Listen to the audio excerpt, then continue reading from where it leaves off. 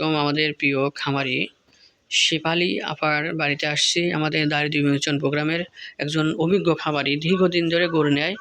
আজ আমি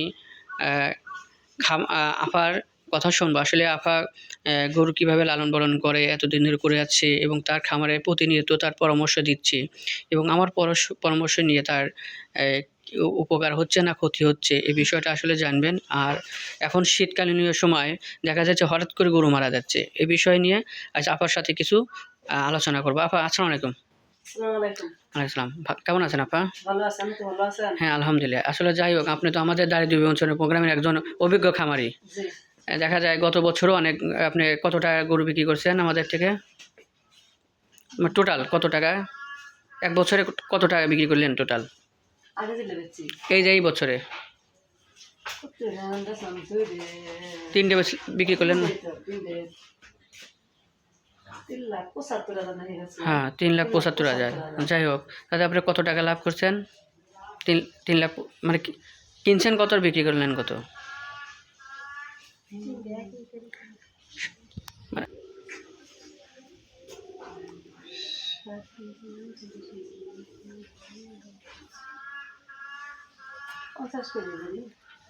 দেড় লাখ বেচলেন, 3,75,000।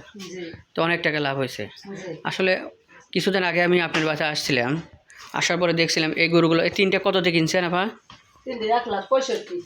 1,65,000। ও তাহলে এখন 1,65,000 এখন তাহলে দেখা যায় অর্ধেক লাভ।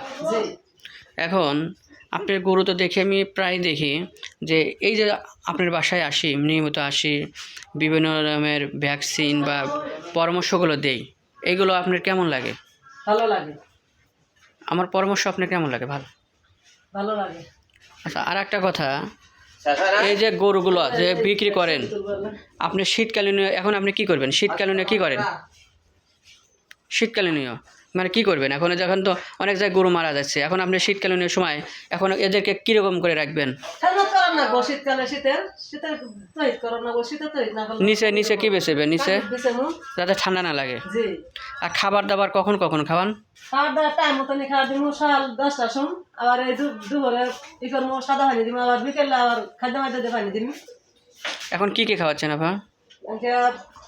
বুইরা আর হলো ভুসি আর খাদ্য, এইগুলোই। জি, আর খেয়াল। তো খামারিদেরকে এখন একটু কথা বলেন, দুইটা কথা বলেন যে তারা কি করলে ভালো হয় গরু, যারা খামারি। 2 মিনিট।